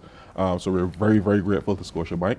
And what we do is that as long as you sign up, then you become eligible for your $20 to start in your business. So each participant gets $20, and when we talk about the partnerships, then they're able to take that $20 and join them together. So if you get 4 persons in your group, you have $80 to start this business and stuff like that. And then they also have to make, so at the end of the challenge, they have to make a contribution to a charity. That could be in kind, that could be also financial, and they actually have to show the financials for the business. So from the time you receive your $20 as your capital, all the money that you would have put into the business and all the money you made from the business. So you're able to learn all the financial aspect of how to do a business and stuff like that, and you're starting with $20. Yeah. So I hope you're not engaging in all those crazy business practices that other people in business do. $15 for lunch meeting and stuff like that. But congratulations, girls. Ariana Kwan-Kep and Rika Brathwaite, 2022 winners. Is this our AAN Waffles, or is it RAN Waffles? It's the RAN Waffle Bar. It actually is the acronym for all of our names and our other 2 members as well, Annalie and Naraya. So RAN Waffles, they won for 2022. Who will be the winner of the 2023 $20 challenge? Who knows? You still have until October 31st to sign up. and happy to hear that it's open to churches and youth groups and so on as well. 12 to 19 years old, that's a big gap. Make sure you get in there and be a part of this new challenge. Thank you so much, Mr. Wesley Moore, for coming in and sharing more. And thank you, ladies. It's time to get to school. I know Auntie Wawan is no longer there, but listen, the crew in the back are wondering where the waffles are, man. Yeah, we'll figure that out next time. And we're going to take a break and come on back on Morning Barbados. Stay with us. Morning, morning, morning. Good morning. Good morning to you.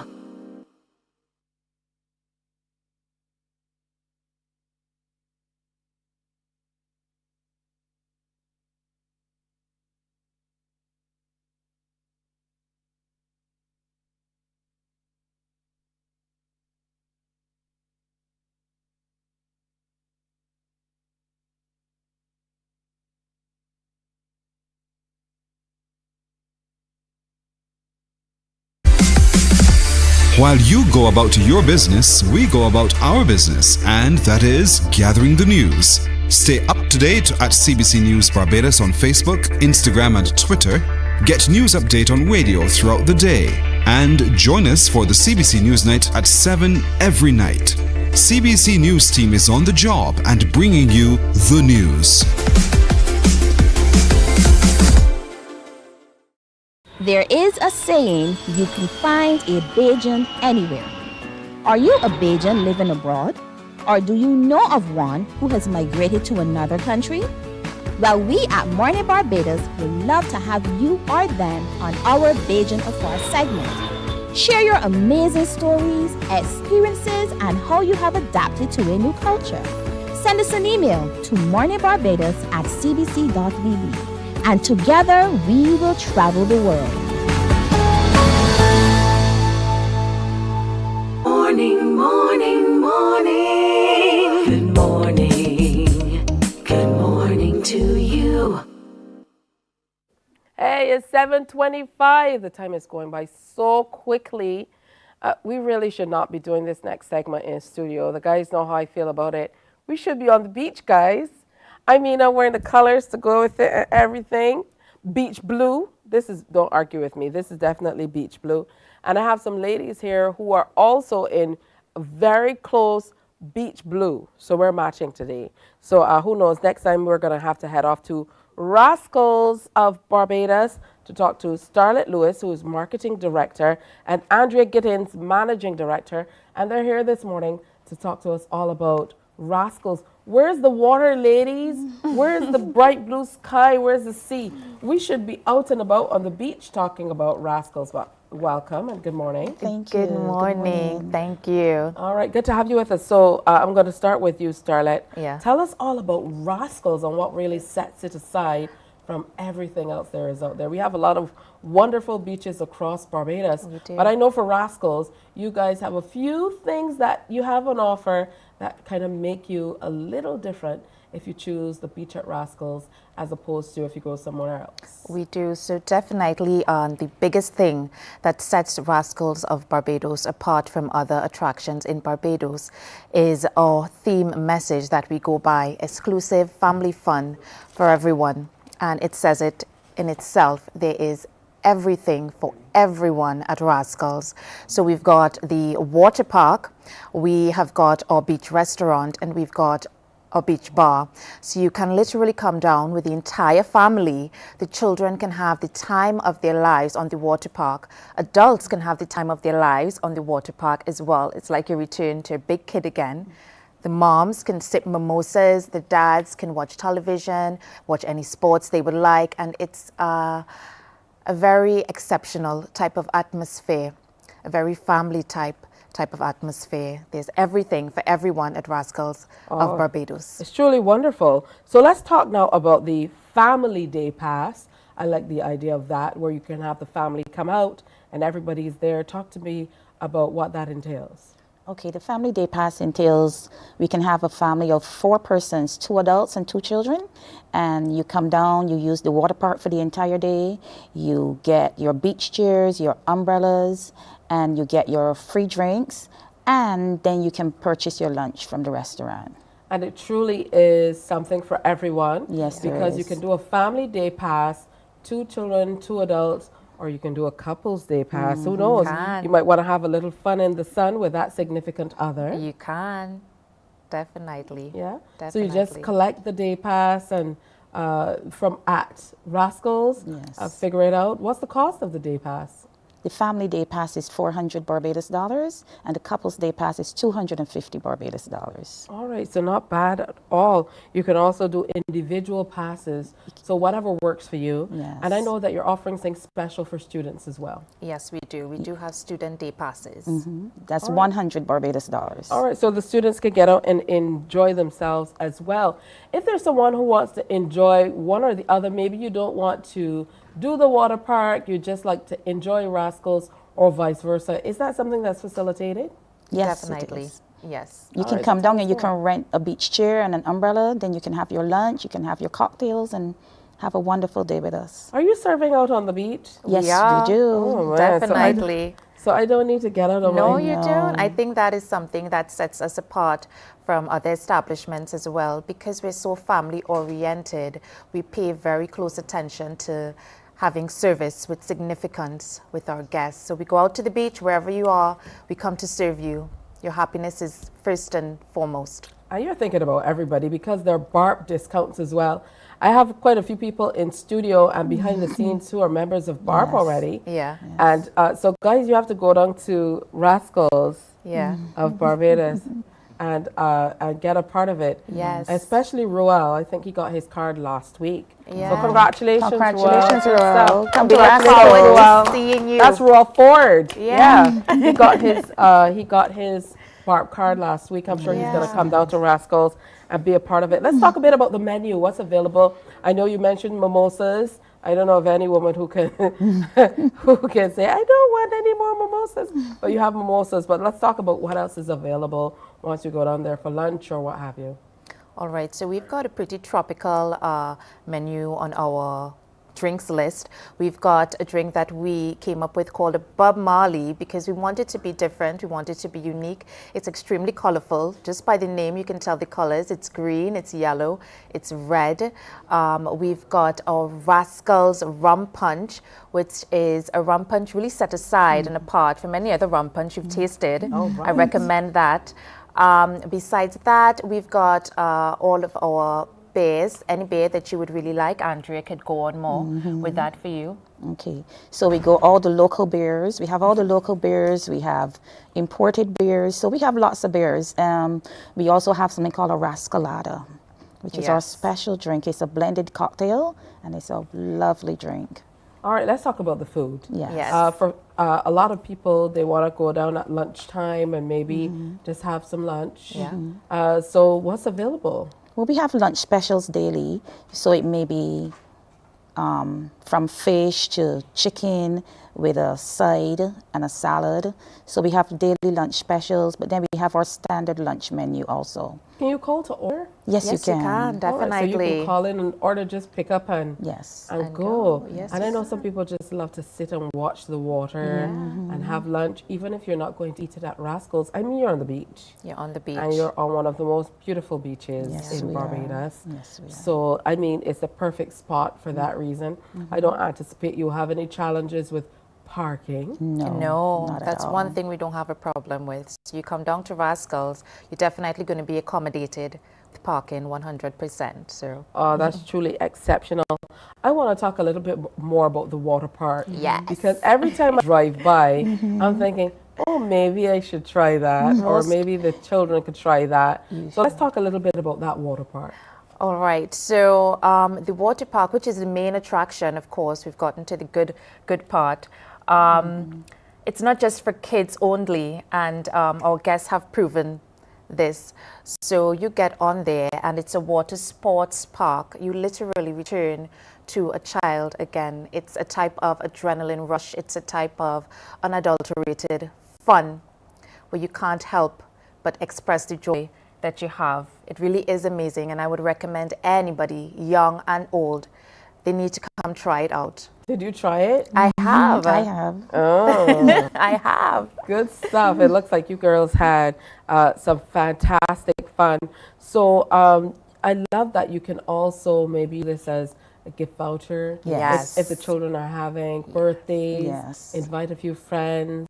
I mean, the possibilities are endless as far as what you can do at Rascals of Barbados. What we have, as you mentioned, birthdays. So we do have several events. If you'd like to have a birthday, you can call us in. You can book a birthday event package. We do corporate events. We do weddings.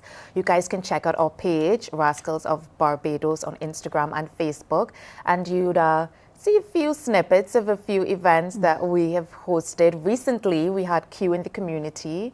It was absolutely exceptional, again, because of the energy that we give out at Rascals. Everyone really was so blown away, even though they were regulars of Q. So we do host remarkable events. You guys give us a call, book us up, and we're happy, really happy to host you. Everything is better on the beach. It is. I mean, everything is better on the beach. So, ladies, I have here the marketing director and the managing director. You need to make Mornin Barbados happen on the beach. Yes. Sure will. Yes. Do Yes. something about it. Make it happen. Yeah, so let's delve into the park prices so people understand the family passes, the couples passes, what's for the students, the BART members. Let's talk about them so everybody knows exactly what they can expect when they head down to Rascals of Barbados. Okay, so when you have your family pass, as I said, that's 400 Barbados dollars. It is 2 children, 2 adults, all day access to the park, 4 beach chairs, 2 umbrellas, 2 fruit punches, and 2 rum punches. All right. So obviously the rum punches are for the adults. And then we have the couples day pass, which is all day access to the park, 2 beach chairs, 1 umbrella, and 2 rum punches. And then you have the individual day pass, a beach chair, an umbrella, all day access to the park, and a rum punch. And then we have the children's pass for all day access, which is 60 Barbados dollars. So that allows the children all day access to the park. Then you have a 1-hour pass for children, $35. All day pass for adults, $130, which is the one I said, which is the beach chair, the umbrella, the rum punch, and all day access. And then we have the birthday packages, which you can call in and book your birthday package, and we will arrange it according to the amount of people you have for the package. And those are our packages right now. Oh, that's beautiful. Yes. We do have a new as well. We do have a new package coming up, which includes food, so you can look out for that one. All right, good stuff. I was saying it's centrally located. Yes, it is. As well, so you don't have to go too far. No. And as I mentioned, just one of the most beautiful beaches. It is. Brandon's. Calm waters. Yeah, Yes. love it. I grew up in Black Rock, so I Yeah. have to go Brandon. Love it. Thank you so much, Charlotte Lewis, Marketing Director, and Andrea Giddens, Managing Director of Rascals of Barbados. Get out there and make sure you get your passes. And I love that you can call and order your food. Give us that number quickly. 423-9999 or 234-9999. 423-9999 or 234-9999. It's that simple. That's it's simple. Easy. Yeah, so check them out. They're also online at rascalswaterpark.com. Rascals of Barbados is the only place for you to be, so you can plan from now. Make it a family weekend this weekend, okay? Thank you, ladies. Thank you. All and right. we look forward to seeing you down there, and Good Morning Barbados there as well. Absolutely. They're going to make it happen. Good stuff. They said it on live TV. So We they did. can't backpedal right We now. did. We're going to be at Rascals. All right, we're going to take another break and come on back. It's 24 minutes before 8 o'clock. We're going to make those last few minutes count. So don't you go anywhere. Morning, morning, morning. Good morning. Good morning to you.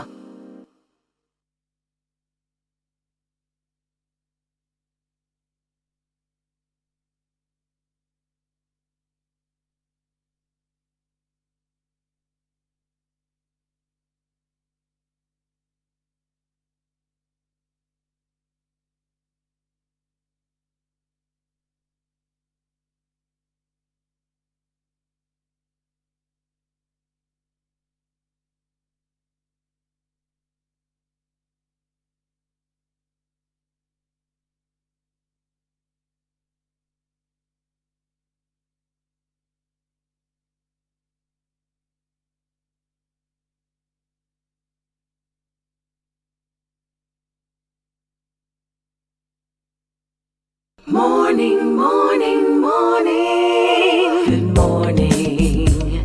Good morning to you. Good morning on this beautiful Monday. I'm hoping that it's not as warm as it has been over the last couple of weeks here in Barbados. We had some rain last week, Monday and Friday. So that was kind of a good bridge, right? In the middle, we were hot though. If I tell you what I was looking at over the weekend, the fans online, you know, the like personal fans. I was looking for personal fans. My goodness, I'm sure you were as well. So some people who are not afraid of fun in the sun, we have with us Scott Gittins, who is heading off for the Pan American Games, and Megan Best with squash. They are going to be representing Barbados in the upcoming games that will run from October 20th to November 5th. Good morning. Welcome. Morning. How are you doing? I'm doing well. Good to see both of you. I'm going to get started with you, Megan. Tell me how you got into playing squash. Yeah, so I like to tell people I started in the womb. My mom kind of started playing before I was born with my dad, and I don't know, from there she played when she was pregnant with me. And then I kind of grew up into squash from there. Like, squash used to be my daycare. Anyone who was around would take care of me, and then once I was able to walk and hold a racket, I would try swinging a bit. And then I guess so. Yeah, I had my first lesson around 7 years old, and then I guess from there the rest is history. So been in it for a while. That's wonderful. Now, Scott, you're into sailing, and I heard there's an early story about a dinghy that you absolutely have to share with us as to how you got into sailing. Yeah, so I started at the age of 5. Yes, my dad had put my sister and I into the sailing camp down at the yacht club. And initially I actually didn't want to go, but after some convincing I went, and after the first day I just loved it, and I was looking forward every day to going back. And then as a kid I just always wanted to be out there sailing. And I guess at some point along the way that sort of transitioned from just sailing into actually doing some races, and I found a new love for competing as well. And yeah, it's just progressed from there ever since. It's truly excellent, sailing. So talk to us about some of the technical aspects of it. For those of us looking on, sometimes it looks like you're just going with the wind, but we know that's not how it works. So talk to us a little bit about, how long it took you to really work toward mastering the art of sailing. Yeah, it is a very technical sport, and it's taken many years, and still have many more to go to continue mastering different parts of it. But just learning the amount of sail controls that they are in different wind conditions and different angles that you might be sailing to the wind, how much you have to adjust the sail. It actually takes quite a bit of knowledge and time to learn that, even before you get to the physical components of actually doing it.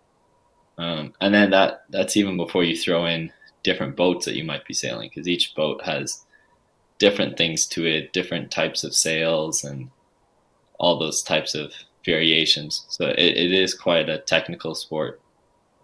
What I've noticed about everyone I've talked to in recent weeks who plays squash is that they were introduced by their parents. I mean, every single person I've interviewed, everyone has said, I was introduced by my parents or my mom or my dad into squash, and I was here giggling when you said squash was your daycare. I absolutely love that. Talk to me about your journey with squash and the places it has taken you, how you've been able to get out and represent Barbados, playing this sport that you've grown to love. For sure. Yeah, no, squash honestly is just the connecting route to all of my closest friends, and like all the places I've been able to see in my life. It's really given me everything that I've known to love as a person today. As I was saying, my best friendships, people I've met, like the education I've been able to and be grateful to have today. Everything is because of the sport. So I think without it, I wouldn't have or be where I am today. So I guess I'm definitely grateful for that, and having my parents introduce the sport to me. All right, tell me how you're preparing for the Pan American Games coming up. Yeah, training is tough, as you can imagine. Twice a day training. We actually have an overseas coach that was here during this, well, in Barbados during the summer, that I've been continuing work with while I'm here at school in preparation for the games. So, yeah, he's got me on a strict schedule, twice a day training, whether it's fitness or on court or recovery, whatever it is. So I guess this is the kind of crunch time before we actually head off at the end of this month. So just kind of trying to fine tune everything and just be ready to peak for the event. All right, so you're both going to school outside of the island. I know that I've been doing my research on Scott. I know Scott is at Queen's University in Canada. Yeah, I've actually graduated now, but yes. You graduated? Yes, I'm all right, working congratulations. now. So you're working? Thank you. Yeah. You're working and thinking about sailing? Yeah, it's a lot to manage at the same time, but it's going well. So. All right, that's excellent stuff. What about you? Where are you, Megan? I'm at the University of Virginia. All right, the University of Virginia. I'm happy that you guys can still represent Barbados. Even when you go away to school, you get to come back or head on out and represent for Barbados. Just tell me what it means. Start with you, Scott, and with you, Megan, what it means to be able to represent Barbados at this meet. It definitely means a lot to me. As I mentioned, I've been doing it since I was young to some smaller events. This will be my first PanAm Games, and just knowing that we have people back at home who are cheering us on, and we get to fly our flag with pride and take sort of Barbados to the games and show the rest of the world what Barbados is capable of. It means a lot to me, and I know, as Megan said, it means a lot to a lot of us out there. To be able to represent Barbados and just having the support at home is amazing. Excellent. Megan, you? For sure. No, I'm just gonna add on to what he was saying. Like it's obviously an honor. Coming from where we come from and then going against these bigger countries, you know, as Scott was saying, we're not really expected to really bring a level of competition to the bar. And I think going to these games and being able to show that we're quite capable of doing just as well, or even in some cases better than these bigger countries. It's amazing to just have Barbados on my back, and I guess I can say that for all the other athletes as well. Just going out there and having Barbados on our back means the world, and being able to just showcase that, you know, we can be part of this too, you know. So I'm definitely excited to showcase that at these bigger games. As Scott said, I've never been to the PanAm Games before as well, so it's going to be a new experience for me, but I'm definitely excited to show what I got. So. All right, guys, take lots of pictures and come back with some medals for us, and I wish you both the very best in competing at your first Pan American Games. I know you've both been all over the world, Malaysia, this place, the other, quite accolades. I mean, that we take the entire morning to talk about. So congratulations to both of you. Do well. Thank you. Appreciate it. Thank you. All right, good stuff. So Dr. Dale Brathwaite is already here on the set with me. And when we come back, we continue our series on health and wellness. So that's up next. Stay with us. Morning, morning, morning. Good morning. Good morning to you. There is a saying, you can find a Bajan anywhere. Are you a Bajan living abroad? Or do you know of one who has migrated to another country? Well, we at Mornin Barbados would love to have you or them on our Bajan Affair segment. Share your amazing stories, experiences, and how you have adapted to a new culture. Send us an email to morninbarbados@cbc.vb. And together we will travel the world.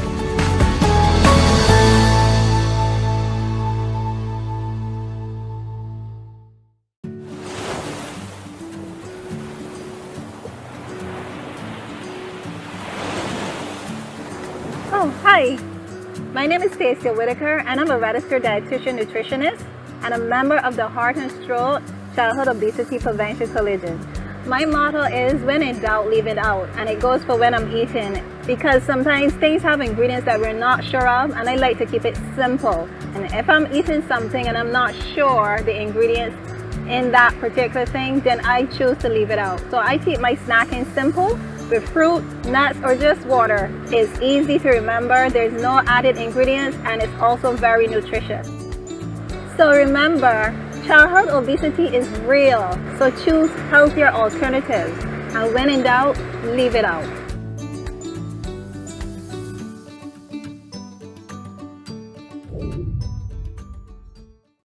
Enjoy movies, soaps, drama, comedy, inspiration, education, music, and more. You get it all when you get MCTV, because MCTV gives you more.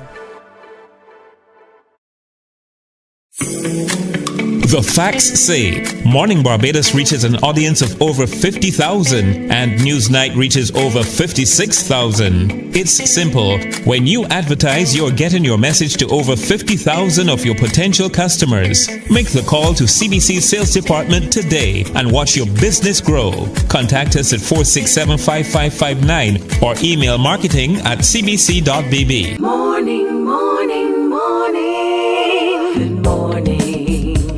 Good morning to you. All right, so just about 10 minutes to go before we wrap up today's show for Monday. Dr. Dale Brathwaite is back with us, and we've been kind of bringing you along, talking about how you can get to a place where you are creating a healthy environment for you and your family and for your body. Now, it's important to have a few attainable but measurable goals if you're going to be making a lifestyle change for the better, yeah? In the healthy direction, choosing my words carefully. So today we're talking a little bit about key performance indicators, and we're gonna touch on a few key performance inhibitors as well, so KPIs. Let's start with the indicators. Well, as in business, getting better fitness can be deemed like business. You do an operation, you know, there may be a window of about 12 days with muscle atrophy after surgery. You can't really move about and stuff, so your energy and your fitness can be down. Some people feel bad and say, I'm going to sweep the house and, oh Lord, I get hurt. So to avoid those things and even getting healthier and fitter, there must be key performance indicators. Just like in business, as the two young ladies were here from Harrison College, my daughter's school and my daughter's prefect, the one that was closer to you. Oh yes, so I put in the little thing for my daughter.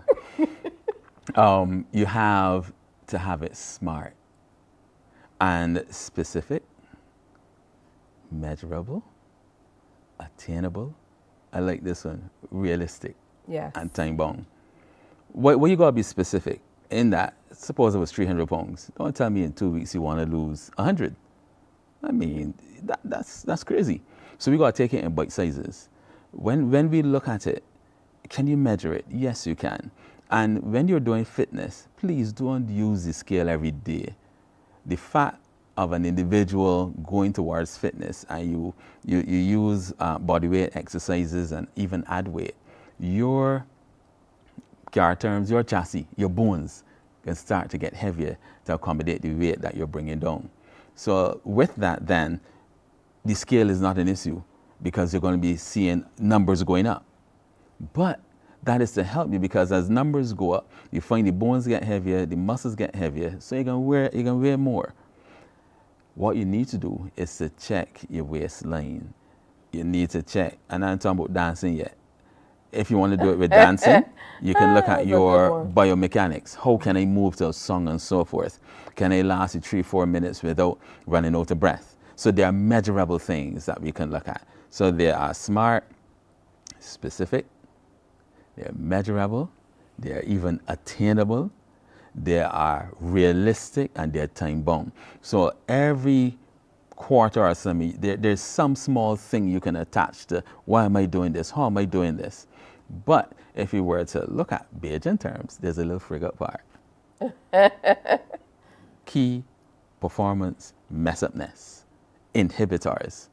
If you got some people that are not encouraging you, it is a problem. If you go and Google a whole heap of things, and I've been looking at this, and you see somebody well ripped, arms look, every little circle, triceps, biceps, and a jerking board. Jeez, on me, you can't get that in a hurry. That thing takes 2.5 years or more. So do not allow the internet fitness people to define your good looks. You're already black and good looking, or Caucasian or Indian and good looking, forget them. You need to take it in measurable sizes for yourself. So we got like the 7 P's of marketing, the price, the product, the place, and all these things. But I like to drop down to the bottom, which is this issue of product sampling, evidence. And the evidence is, how am I sleeping? Am I sleeping a little better? How am I defecating? Is it coming out smooth, less tension, and so forth? So you find with the evidence element, you're realizing that my body is stronger. Now, in talking or speaking about evidence, one has to look carefully that when you go to eat your food, you can eat less and get more. And a couple of ways to do this is do not talk and engage too strong in strenuous conversations. One, you have to also consider that when you're eating, take your time and chew. And you find that when the salivary amylase are added to your food, it is more easily digested, goes down through the GI tract, and comes out as defecation. When you allow good salivary amylase to be added and you're not distracted by your environment, you'll begin to tone even better. In addition, if we're looking at SMART, at the inhibitors, which can be the marketing mix, the 7 P's of the marketing mix, you gotta add a little bit more. When you're going shopping, go shopping after you eat. There's a reason for that. If you're hungry and you're going to the supermarket, what you can do? I can snatch up a snack. You get me? So eat first and then go to the supermarket. Okay. You can carry along a friend with you, a trusted friend that knows your objectives, so that when you start to go to line and you go places where there were unhealthy fats, you say, no, we can replace that by looking at walnuts and so forth. So the person is with you to help you to stick to the program. In addition, you can have a thing whereby that you're not necessarily, when you finish eating, rather than sit down and stretch back and ethnic rest or fatigue steps in, which means that you are not having a high quality of healthy fats and so forth, you can actually take a little walk. Yeah, my mother used to say when she was finished eating like heavy meals, like if she did cocoa or something, she would say, oh, I might have to walk around the garrison now. You got that right. And it will work. So you're not going to stop the digestive process by the walking, but just a nice slow little thing and stuff that you're not just, you'd snore, go and sleep. No, but you're monitoring your system properly. So as it is, we look at, be smart in what you're doing. What are your thoughts on eating late? Because, I mean, there are many schools of thought on that. There are some people who will tell you shouldn't eat after a certain time. You should try not to eat too late into the evening, obviously because it's close to sleep time. All right, my thing, if you're hungry, eat. But what you can do, I prefer people to eat, take the rest and eat, and don't drop down for me. Right? That's one. Two, about 2 hours before bedtime is moderately okay. But what you can put in is a nice salad type thing where you have salmon and salad. And people say, but that's money. It is cheaper to live healthy than to pay for the dying process and death. A funeral is about $10,000. You want to tell me you can spend all that Before in 3 we weeks? even get to the funeral, just healthcare, if you have a health challenge. That's enough money. A CT scan is sometimes what? $1,400. All right, let's go to the MRI. I know that's $1,800. Very expensive. So, yes. We really need to work on taking care of ourselves. But I love this. The acronym is SMART, so be specific, make sure it's measurable, make sure it's attainable. You want to make sure it's relevant to you and be time specific, be realistic with the time that you put into it. So be smart about any plan that you set out to accomplish. And for me, you talked about inhibitors. For me, The one inhibitor is if you have people around you who are encouraging you to do something different when you're trying to go in a direction where you want to be healthier and stuff like that, let them go their way. You can use them on another occasion, but not for this one. No, not for this. So I'm actually starting that 15-day challenge today. So, you know, we said we were going to do it together. So I expect that you will check in with me, and I will check in with you too, and we'll check in with Pastor Dale, Dr. Dale Brathwaite, different names. But he gave me a mix. Quickly, you gave me a mix last week. I had a cough and fit. A little bit, still struggling with some sinus issues.